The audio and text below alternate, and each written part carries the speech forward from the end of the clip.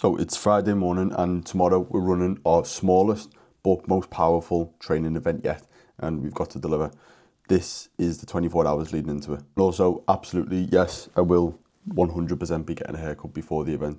We're understaffed for this event and there's still so much to do with 24 hours out. And so today is going to be very interesting. I've been working on this event for like the last 6-7 weeks. And these are the last little bits we need to tidy up today. One of the things I'm most excited about here is an update progression PDF, something I built recently for clients, where this here is essentially a cheat sheet and showing you exactly how heavy to lift, how many reps to do, based on what you did last week to make sure we see the fastest progressions. And I'm going to be updating this and making this even better and passing it to everyone that comes. But first, before we actually get into the work, a non-negotiable for me this year, over recent years, I've massively under-prioritized my own training, my own health, because I want to focus on building a business, serving clients, and that's great, and it's still #1 priority to me. But I realised that I can't do that if I'm not looking after my own body and my own health. So the very first thing that we're doing, we're going to go out in this fucking shitty rain, and we're going to do some exercise. Just finished pad session there with Bo. Mind the cardboard boxes in the back from a new couch. Need to take it to the tip. I also need to open this window. Car's steamed up to fuck. Building on what I said before, I found myself, because I'm so obsessed with serving clients and obsessed with getting people progress, and selfishly as well, growing my business. I want to provide the best service possible, and very often I find myself naturally, if I just follow my natural instincts, is all of my attention goes into work. And when there's busy periods, sometimes that leads to me sacrificing sleep, sacrificing all black everything, black cars, all black everything. Pre-workout tunes just came on. We'll turn the engine on. Where was I? Yeah, sacrificing sleep, sacrificing health, my own training. Even sometimes instead of like prepping meals, I'll just meet my macros and so on. So there'll be occasional times where instead of eating like proper chicken and rice meal with vegetables, I'll be like, oh, I haven't got time, I'm just going to eat yogurt and berries, which is still fine, I'm still hitting food, but not optimal. It's not at the level that I know I can be at. So a commitment that I made to myself this year is, in order for me to be at the level that I want to be for clients, to provide the highest level of service, to show up how I want to for Meg, my partner, to be the best son that I can be, to be the best coach that I can be, and essentially show up in the way that I want to for everyone else. And also, most importantly for myself, is I have to prioritise my own fitness, my own health, because this is the vehicle that I live my life through. And if that's not functioning at the highest possible level, then by definition, I'm wasting my potential. So even on days where there's very high levels of pressure now, training still comes first. So next, driving home, post-workout meal, shower, and then going to meet George. George is on my sales team, and he's come down for the event. He gets free tickets, of course, and so we come down to the event, and we're going to work all day today in some form of coffee shop, wherever we end up, and just smash through all of the tasks in the way.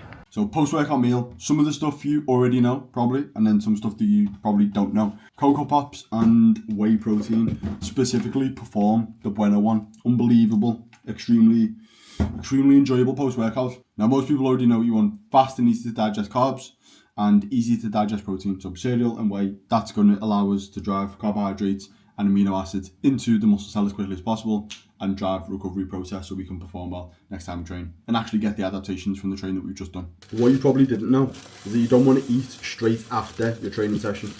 You actually want to wait for about 30 minutes or so until your resting heart rate has come back down to probably somewhere about 20, maybe 30 beats a minute above what your resting heart rate is. So if your normal resting heart rate is 50, wait until your heart rate comes back down to about 80 before you try and eat. Reason being is when you are training, you're going to be in a high performance state, so you're going to be in the classic, fight or flight state. You're not in a position where your body's going to be very good at digesting food at this point. And so digestive stress will increase, you won't absorb the nutrients in the same way that you could. We want to let the heart rate come down, go more into a rest and digest or a parasympathetically dominant state before you then start trying to take food onto the system. So that's the first thing. The second thing that you probably didn't know, how do we optimize that further with finer detail understanding about how the human body works? If we're trying to take on lots and lots of carbohydrates for rapid glycogen repletion, then we will also want to optimize. We don't just want to eat that, we want to optimize how well the body can actually take on those carbohydrates and actually absorb them. Once you eat food, it doesn't just automatically, it's done, the job is done. Your body has got to secrete the correct enzymes and actually break that food down and digest it, break it up, and then you've got to absorb it. The absorption process of carbohydrates requires sodium and also potassium. And so on top of this cereal, a little bit disgusting, some people find it weird, it actually makes it taste nice. If you've got something sweet with a bit of salt, like sweet and salty popcorn, if you add salt to your post-workout, a couple of cracks of salt around it, it will enhance how well you can absorb the carbohydrates. And if you're taking on lots of carbohydrates, you need salt with it, otherwise you're not going to absorb it as well as you could, and this will just make the whole process a little bit smoother. The other thing as well, especially if you've done something cardiovascular based, you're going to have sweated a lot, so you need to replenish lost electrolytes. And then if you want to get extremely and probably unnecessarily fancy, is choose 2 different carb sources where one of them favours sucrose and one of them favours glucose, because you will be able to absorb the carbohydrates faster as well. Vlog lad, how are we doing? That's a bit better, isn't it? That's definitely so, yeah. Right, we just recorded the whole scene. We're going to be added on the wrong setting, so that probably won't go in the video. But I'm going to cut a long story short because we've got loads of work to do. We basically were just saying how shit Instagram is and how you've got to perform for the algorithm, otherwise no one sees your shit. And I'm basically bored of it and want to start doing a lot more YouTube stuff, which is what you're seeing today, because you'll see more of who I am, what it is that we do. You'll see more of the team, so you'll see George, you'll see Jake, you'll see like what we actually do behind the scenes and what it actually is like, and hopefully get a little bit more value from it as well, because we're not trying to perform to please an algorithm, we're actually trying to give value as much as possible. And what I wanted to ask George to say, if you're trying to improve yourself, like you have to improve yourself in all areas, right? Yeah, if you're holding yourself to a high standard in every area of life, like, then it's gonna come across in your professional life as well, and your personal life, I think, as well. Like, goes without saying, obviously, when you're working on yourself in the gym, like, you're gonna carry yourself with more confidence, like, more presence when you walk into a room. Gonna just continue to crack on. I think George was just working on sales stuff today, only really. I'm probably gonna go missing from this video for like the next 4 to 5 hours because it's so much shit to sort out for the final bits of this event, and I want to just have complete focus on it. But a few personal event bits that I want to do, or personal things that I want to do before the event, such as acquire some creatine for cognitive function, because I haven't had creatine for about 2 weeks and want brain to be functioning at the highest level, potentially some modafinil as well, which is naughty, but potentially some modafinil. And yeah, so I will see you when I see you, and yeah, let's hopefully deliver the sickest event yet.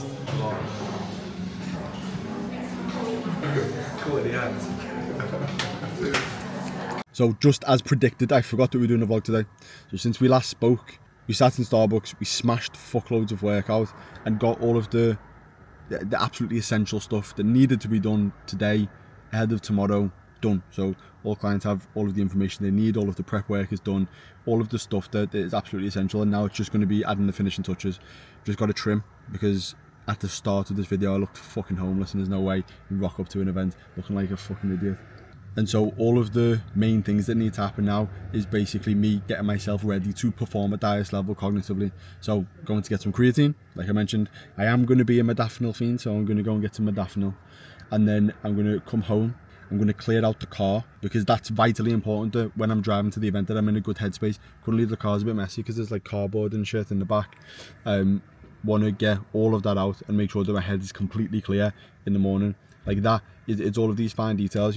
One of the ways in which I think about my job, and it might be a bit excessive, and I am a bit of an intense individual, but when I used to play football, for anyone who doesn't know, I used to play for Liverpool, and I used to, obviously, as an elite athlete, you treat your body like you're a pro athlete when you're trying to go pro, and in the same way is I treat my brain. And I try to hold standards as if I'm a pro athlete, but instead of using my body to perform on a pitch, I'm using my brain to perform on a laptop or in an event or whatever it is. I treat it in exactly the same way. I want to be the highest performer possible. So things like making sure the card is clear, making sure I've got a good sleep, all of these things ahead of tomorrow is super important to me. So right now essentially is just all about getting the final bits tidied up. So off we go to go and get some creatine, modafinil, and then the final touches will get added. By the way, guys, top tip, right, is if you are busy and you're on the go and you've got loads of shit to be dealing with all the time, go on to Notes, use Whisper Flow. So if we were to go, and let me just give you a quick demo, use Whisper Flow, it's fucking quality, right? You just literally would click this button, you start transcribing whatever you're trying to say, and it very, very, very, very accurately tells you or transcribes what you were trying to say. And if you then go and copy and paste everything that you have just word vomited out and go into Claude and then go and just paste it in and say, summarize this into bullet point format, or summarize this so I can send it to XYZ person, and you can just get it to essentially take your word vomit and change the format of it so it is appropriate for whatever use case you need it for. So if you're trying to send an email to someone, you're trying to bullet point format it, whatever you need to do, it's just a fucking little great hack. Word vomit into your notes, copy and paste it, put it into Claude to make it more functional.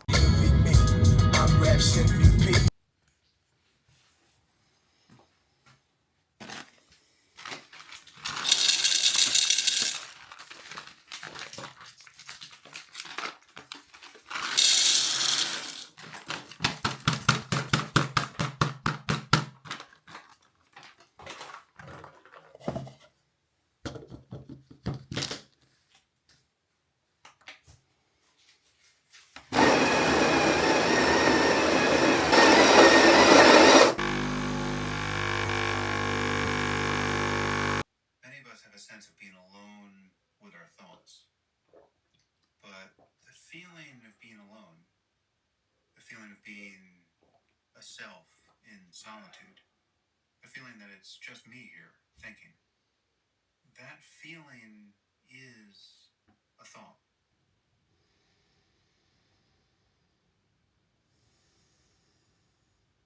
Yeah, so we're here in Starbuck. We plan to meet Ryan and Kat, who I've been working with Ryan for about 4 years now, coming up I think, and Kat is his partner. I've been working with Kat for about 18 months, maybe 2 years as well. So they're coming up from London for the event, and so we just wanted to meet them before, because we've been on a couple of double dates, haven't we?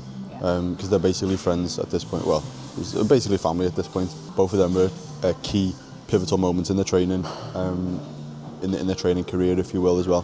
So we're going to sit down, have a catch up, go through some general training strategy stuff. We're then all going to go and train, and then get the final bits prepped before the event, before everyone else arrives. So guys, Ryan is S&T coach, and we were talking about the differences coming from an S&T background into transitioning into a hypertrophy focused training program, and the transition that needs to be made is very challenging, and it's actually quite difficult. With regards to hypertrophy, obviously everyone has their own capacities to training. So I think that one thing that people don't utilise when it comes to hypertrophy is the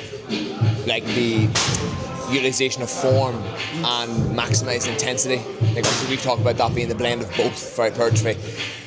I think that people obviously look at textbooks and get 3 sets of 10 and 4 sets of 10 for optimal ranges, but I think that, with me I always start with the least in mind, so there's no reason for me that someone couldn't do 2 sets of 8. So then have somewhere to go instead of starting at 3 sets of 10, 4 sets of 12, whatever it is.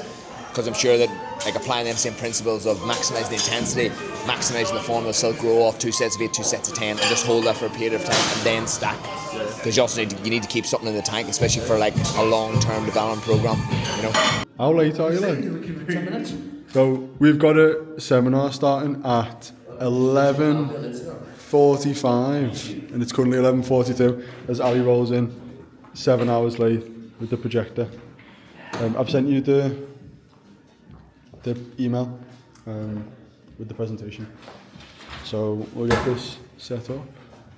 But Meg was also taking the piss because you say torso now. Did you say torso now? Why take the piss? What's the train? Where's that come from? I don't know, Wherever. Yeah, it's not why not. Well, what do you train posterior? Glute day? Density day? What do you train? No. Yeah. Not What do you that train? bad. Arms? Depends. Upper. The upper's just the whole body. Torso is just the torso. It is correct. Yeah, thank you. It is correct. So guys, Sunday morning, just looking at some WhatsApp messages here after the event. Of course, I forgot to actually start recording once the event has started. I think when you get into teaching, you just get into complete flow. I completely forgot that I was even recording this video, and then afterwards, any fellow introverts will relate to this. If you, for me, I think we left at 7 a.m. and I was speaking to people from 8 a.m. all the way until about 8 p.m. It's actually a funny story before I get into that. I was so fucked that I fell asleep with the light on. Woke up at 4:30 this morning, so I've been doing all of the event debrief stuff, working out what we did well, what we could have done differently and make it better, sending out feedback forms for everyone so we can get some insights on how we can make the next one better. But I was just reading some of the WhatsApp messages, and like just fucking bosses. Exactly why we do it is like you know, obviously, you know, some basic ones like, you know, really enjoyed the whole day. You know, boss to be around like-minded people and so on. But there's a message in particular here from Kev that I just fucking love. Let me pull it up. He said, "Boss day, mate, there's levels to this game and you've just given me the keys to the next level," which is fucking sick. Like it feels really exciting now, because, you know, you spend years being obsessed with mastering a certain skill of training, like trying to master resistance training, understanding the impact that it has. And online, obviously, we can do so much online. I've been working with Kev for probably about 6 months now, and it's like he's already had so much impact, but being able to like do it in person is just so fucking different. So like seeing how far Kev's already coming and being like, whoa, shit, it's like he really has taken so much from it. And just the way in which we delivered what we were speaking about, we've shifted how he thinks about training, we've shifted his experience of like what hard training is, the quality of his contractions, understanding the nuances of like friction and lines of force and all of the complex shit that really actually takes training to the next level. And then the next message he's put in here, love how you put 3 business owners together as well, attention to detail. And so like all of the obsession with the fine details is like no one really notices it. So it's actually funny to see a client notice that. I've put 3 business owners together in a group because I know they're going to have common things to speak about and they're going to have a better experience on the day. And it's just fucking great to see. And selfishly, without sounding like a twat, it's like a moment where there's like a level of pride that I don't try and think too much about, because I just want to get back into the shit that I'm supposed to be doing today. There's a level of pride of like all of the years of graft that I put in to create an environment where we've got such a strong clientele base, amazing team, not just even clients, but amazing team like George, who you met yesterday. I wouldn't know George if we hadn't built what we've built. Ali, who I actually taught with, wouldn't speak to Ali if we hadn't done this. And so it's like being able to have done the work to create a situation like this where we can put an event on like that and impact loads of people. And also, like, in a mad way, you fucking get paid for it. It's wild, because it's like, it's so fucking good and it doesn't feel like work. Apart from when you get to the end of the day and you feel absolutely fucked, it doesn't feel like work. I would do it for free. And even looking at some of the testimonial videos, like as soon as we got back, Meg started editing some of the photos and pulled onto the computer some of the testimonial videos, and I was watching them. I was like, holy shit, like this is just insane. It's so fucking good, and it makes me feel very grateful to be in this position. Wait, you know what's absolutely fucking hilarious is just as I'm recording this now, just got a message from Ryan and Kat, who we met in Starbucks yesterday. So at the event, we did the Sally Up, Sally Down challenge. If anyone's ever done this, basically a challenge where you do press ups to a tune, to a certain rhythm, and basically just keep going for as long as you can, and whoever's left at the end wins. And Ryan won. And then he told me after that he practices that every single fucking week. And I was like, oh lad, first of all, that's proper mad that you practice Sally Up, Sally Down in your spare time, first of all. But also fucking hilarious that you've been sat there going, oh shit, we're doing the Sally Up challenge, and he kept dead quiet because he didn't want anyone to know. And he's like, this is my moment. And he's just gone and fucking smoked it. Technically, him and Kev, they both completed it. So they both won. But Ryan's gone to the Arnold Expo today. Him and Kat have just sent me a message. He won the Sally Up, Sally Down challenge at the Arnold Expo. Again, it's just fucking hilarious. He's defended his title the next day. It's like, what the fuck are the chances of that? It's like the Sally Up challenge I haven't done since I was 12 in what year would that have been? Year 7, year 8. And then Ryan's done it twice in 2 days and won both times. It's fucking sick. And also hilarious that he's been practicing that. He's been waiting for this moment. But yeah, just all around a fucking great day. Being able to connect with great people, serve them, take the training to the next level, and then now watch their results go completely to the next level is going to be really fucking exciting. at the same time, I do want things to be significantly better next time. So every single event that we do, they always get better. With the debrief this morning, the main thing I identified that I think was the weakest part was actually my intro. So because we was understaffed and because there was so much stuff going on and everything was rushed, I overestimated my ability to nail the intro without really thinking about it and overemphasized all of the planning to the other stuff. And so the intro was quite weak. Like, it could have been significantly better. So that's a note. Maybe we could have been a bit tighter with the timings and whatnot, but the intro needed to be better, and that's honestly just essentially me organising the event better so that I've got more time and space to be able to prepare. And so that's noted for next time so we can make it better. The feedback forms have been sent off, so they will come in over the next 24 hours or so we can listen to clients as well. So we're not just guessing what we want to do better, but we can listen to clients and hear what they actually have to say so we can make it better again. And every single time we'll make it better. And so I'm going to wrap this video up here. So I hope that you found it useful. I hope that you found it entertaining in some way. So I hope you've enjoyed it, and we'll speak in the next one.